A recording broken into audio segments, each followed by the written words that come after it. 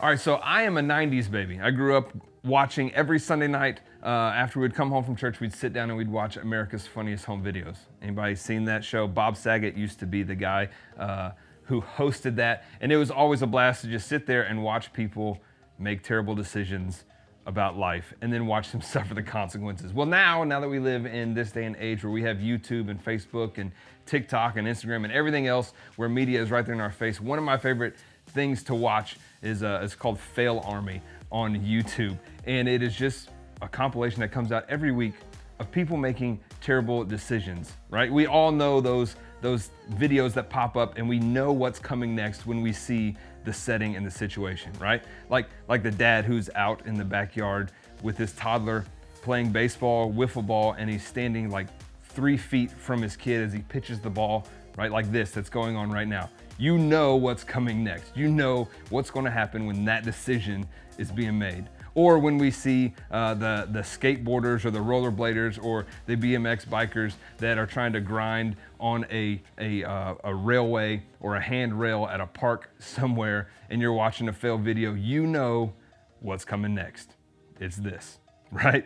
We all see those situations and we all know what's happening. As we move into the summer, everyone has this brilliant idea, I don't know why, to put the trampoline next to the pool and then jump off the roof onto the trampoline into the pool.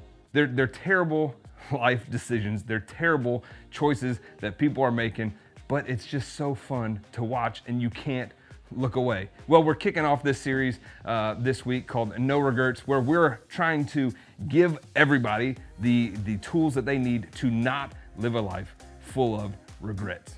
So we're gonna kick things off right now with Chris, so let's join him for part 1 of No Regerts.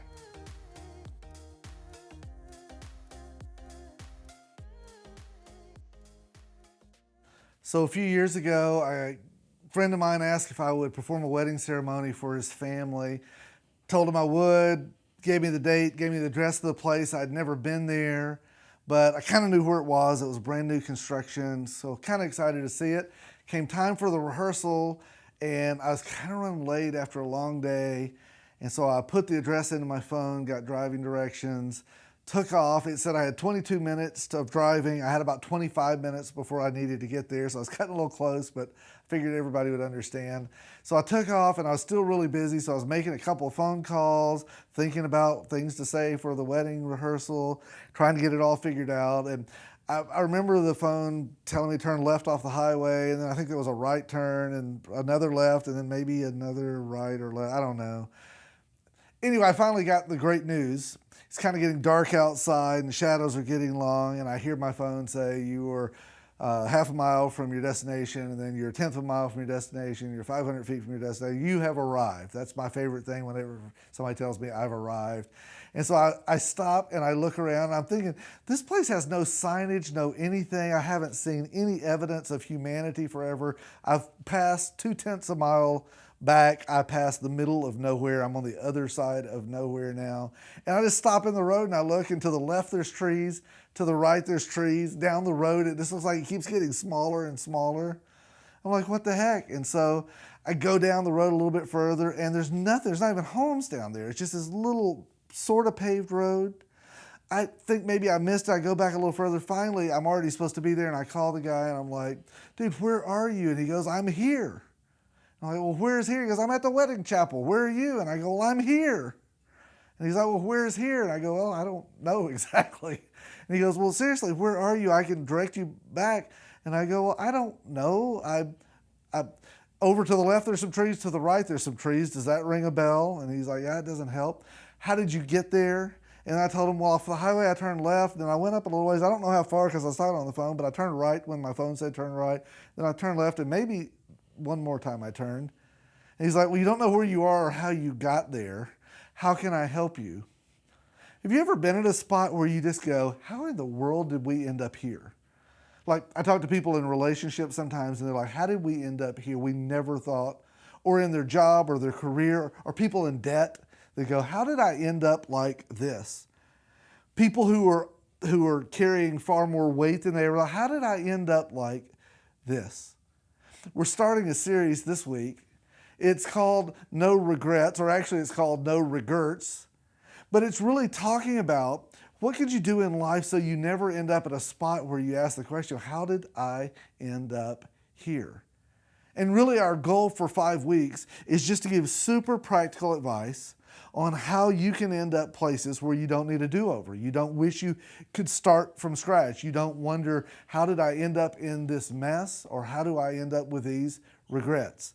And to do that, just throw some information your way this morning. We'll start with this, and it's kind of the bottom line for the whole series. The decisions you make determine the direction and the quality of your life. The decisions you make determine the quality and the direction of your life. They always do. If you want to know how I got there, I made a decision to turn left, or I maybe allowed someone else to make that decision. And the way you end up in debt is you make one decision at a time. Nobody ends up anywhere in one fell swoop. It's usually a series of decisions. The truth is, you are the outcome of a lot of decisions. We all are. Some of them you've made today. To be watching this, you've made decisions. You'll make decisions the rest of the day. Some of them don't seem to matter. The problem is, sometimes we don't know the ones that matter from the ones that matter a lot. Sometimes they seem this big.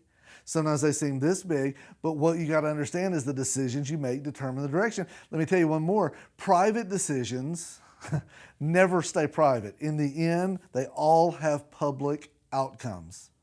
The decisions you make in private and hold in private play themselves out sooner or later in life. Private decisions always have public outcomes. We see that on the news sometimes when it's a public figure. Even though they have a private life, typically private decisions are made known. Let me give you another one. You are not the only person that will be affected by your decisions. Even if they seem private decisions, you're not the only person affected. We've all understood that because we've all been affected by decisions of others.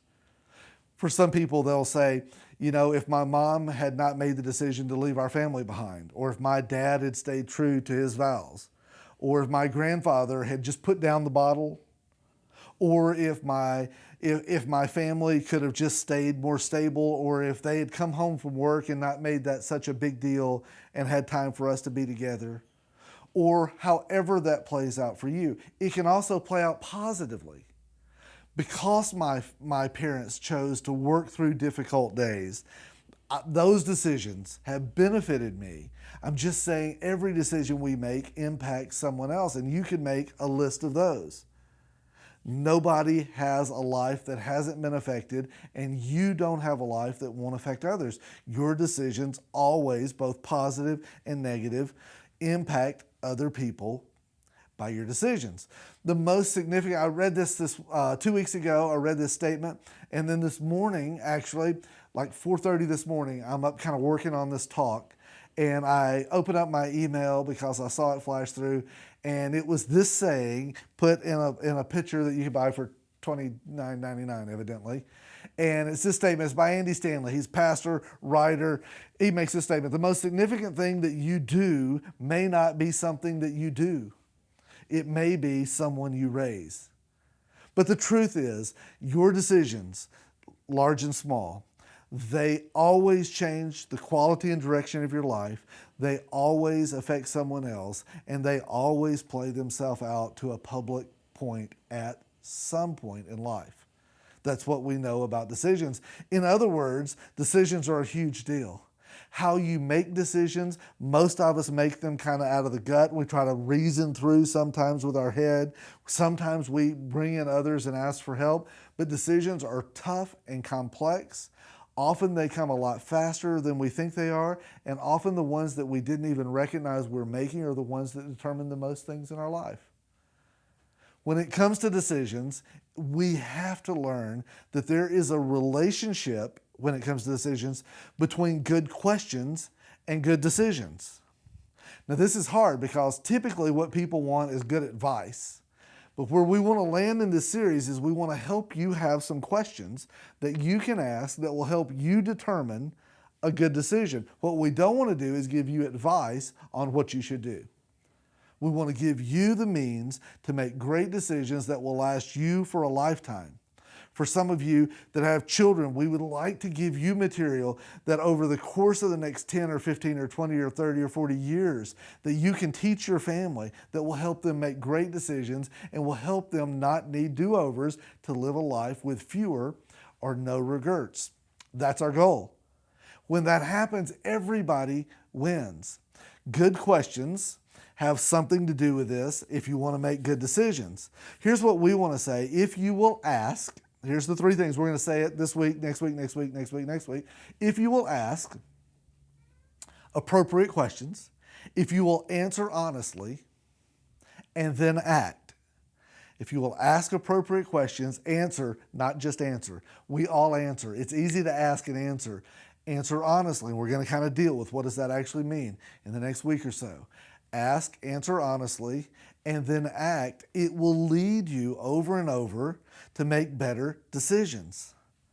Mostly what happens when you ask, answer honestly, and act is you don't react. React is what just comes natural within us. It's when something hits, it's when we've got a decision to make, it's when there's a thing that's about to happen, and we react. It comes natural to us.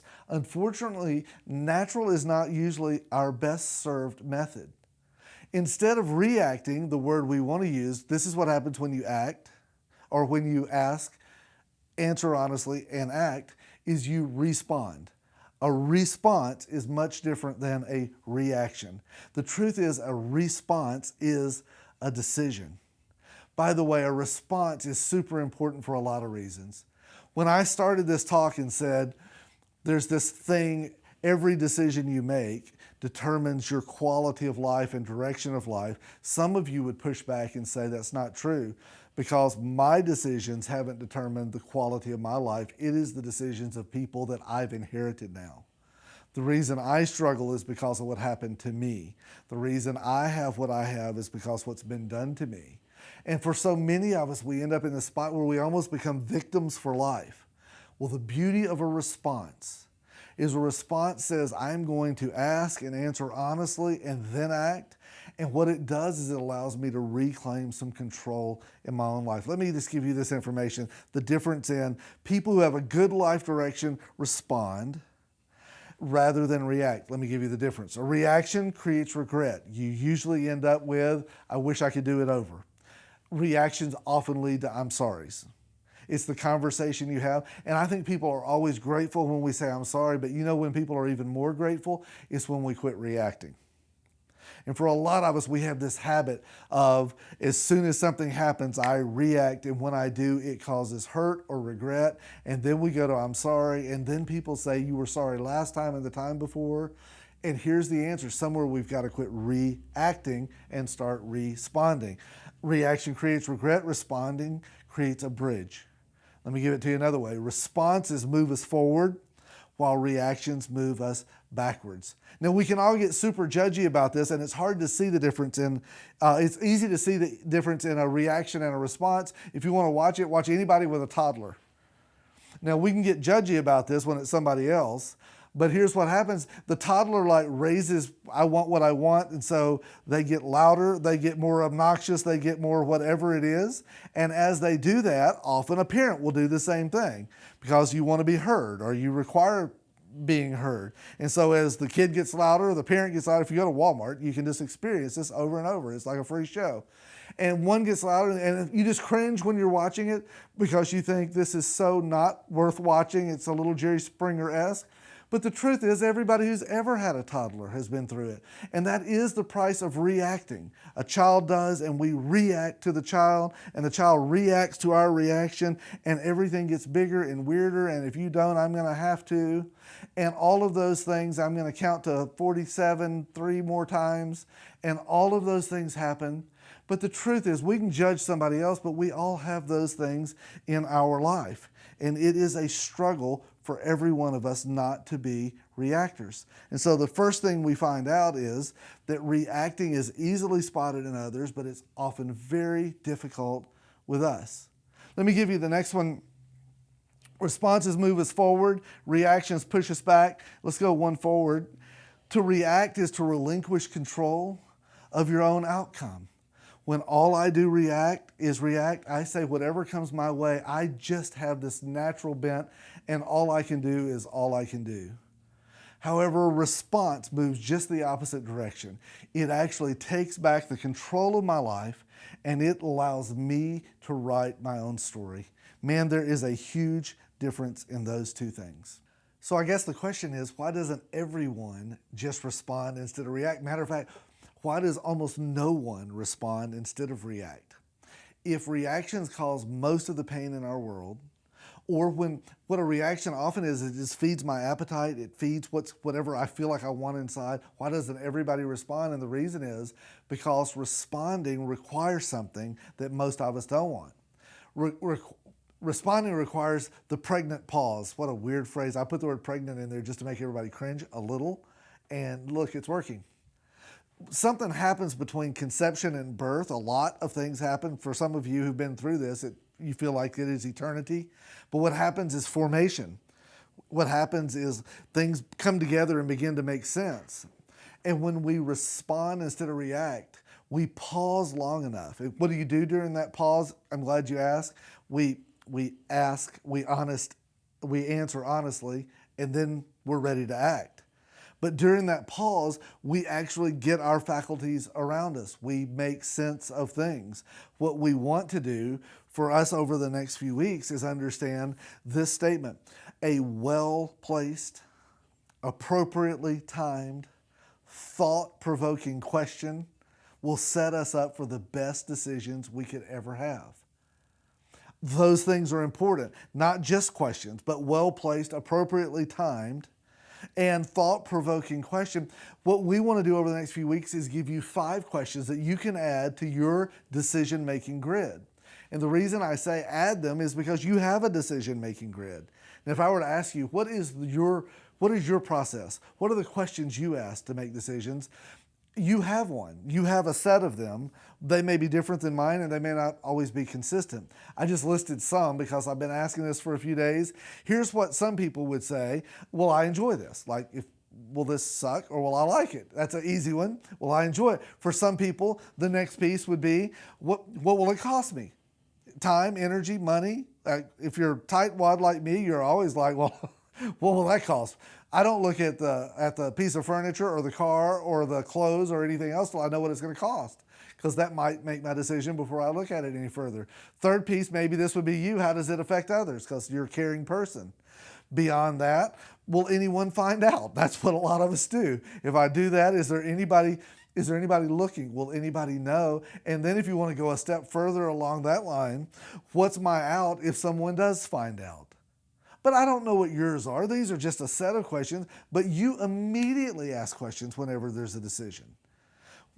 What is the good? What is the bad? You start running those through. We would just like to add 5 questions to what you're thinking. We believe these 5 questions will help you form a grid that will lead you to an incredibly meaningful place. But they will always require a response instead of a reaction. And here's what we know. A response requires a pause, and people hate the pause. You know what people usually say? I don't have time to pause. This is too important. And I guess I would say, if it's that important, do you really have time not to pause? If it's that important, should you not slow the process down and answer honestly before you act? By the way, the pause is one of the hardest things in life when it comes to decisions in every way. Couple things we find out: that responses will determine outcomes because you'll make better decisions. The pause in another area, one of the things we found out in the last year that has hurt significantly. As a church, it has hurt. As individuals, we have figured out one of the things the last year has done is it has separated people. It has pushed people apart, not by choice.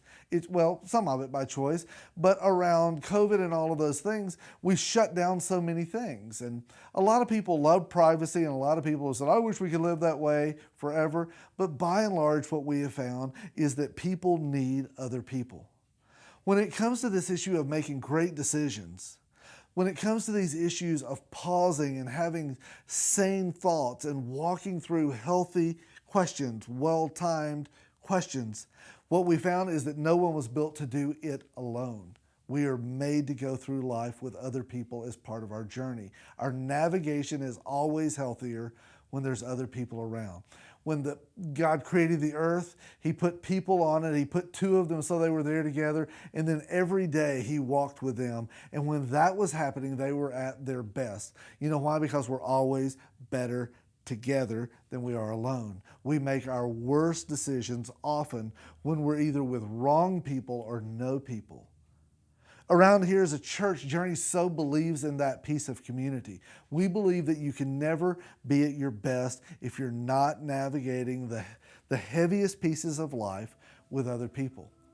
We try to do that lots of ways, and obviously you may have people in your life to help with that. One of the things that we have found most difficult over the last year is doing life in groups.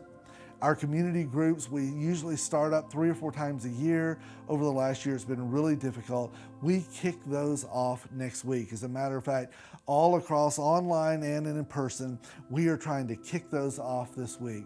And here's the reason. If you don't know what that looks like, for our online community, we'll do an online group. And all that means is that we'll use a Zoom call, we'll get together, we will give you information that you will see on the Sunday or the weekend message.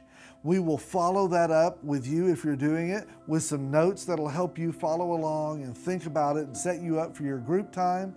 And then you and a few other people will come together and you will navigate through these 5 questions we're going to give you, how they might impact your life. You'll have insight that'll help other people. Other people's insight often is where I learn the most. As God helps others, often he's helping me. But can I just tell you this?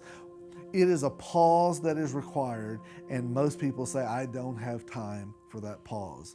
I just want to tell you, life is too important to keep doing it alone. So I'd like to encourage you. I would like to exhort you. I would like to admonish you. I don't even know what some of those words mean, but I heard them at church. I'd like to say, anything it takes, would you please be part of one of our community groups? I don't promise the world from that. I just promise this. It will be time that God will bless, because life is better when we share it together, especially around weighty issues like the decisions in our life. You can move at a speed you want to move. You can say whatever you're comfortable doing. And in an online setting, you don't even have to change clothes. Just keep the camera from the neck up. So great news. All we want you to do to jump into that is go to ourjourney.news. You probably know how to do that if you're watching this. Ourjourney.news. Go to community groups. Let us know who you are, what you're looking for when you're available, and we will send you options on where you can meet and with whom. If you've got any questions, you can put it right there and we'll respond to you ASAP. Those are going to move fast. We need to start those right now. So I wonder if I'm through in just a couple of minutes. I wonder if you just do it as soon as we're through with this today. It means a ton for us. We would love to jump in with you. Let me finish up this way with a passage, a verse in the Bible, and it's going to be kind of our verse for this whole series. It's found in the book of Proverbs, chapter 27, verse 12. It says this: the prudent see danger and take refuge. That's the start. By the way, prudent's a good thing. If you're not sure, it's what we want to be. But the simple keep going and pay the penalty. If we just look at it piece by piece, we say this: the prudent. What is prudent? That is somebody who's shrewd, who's crafty, who's wise. Somebody who is sensible in what they're doing. The sensible people see danger and take refuge. That is the art of asking the right questions. It helps us understand and notice and think through. It is the mastering the pause. The opposite end of that, it says, but the simple. Simple is not stupid. It just means the unskilled when it comes to making decisions. I talk with people every day who can do miraculous things. They can program a computer, or they can do amazing things musically. They can build things or tear them down or fix them. But when it comes to making decisions, they will self-profess. I really struggle with that. I struggle with making great decisions. You know why? Decisions are tough.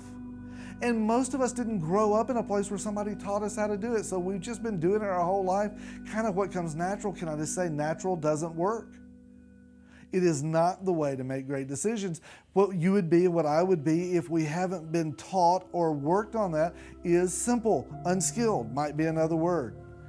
The prudent see danger and take refuge, but the simple keep going and pay the penalty. There's regret. And that's the last thing we want. As a matter of fact, we would hope that everybody that's watching this would just learn that verse. We're going to repeat it week after week. I'll just read it to you one more time. The prudent see danger and take refuge. What's the opposite? But the simple keep going and they pay the penalty. We get to choose. It's not thrust upon us. We get to choose how we do life. And our goal for this series is to recognize that our decisions determine the quality and direction of our life. And the good news is you get to choose how you write your own story. If you don't like the decisions you've made, the great news is they are made. You may live with some consequences, but we have every option for our future, and we know that those decisions determine our outcome. So if we can become great at making decisions, we can have great lives that come from it. The promise is, if you will stick with this, these things will point you toward wise decisions, toward a very wise God, and toward a very good outcome. I cannot wait. Don't miss any of the next 4 weeks, and we'll see you then.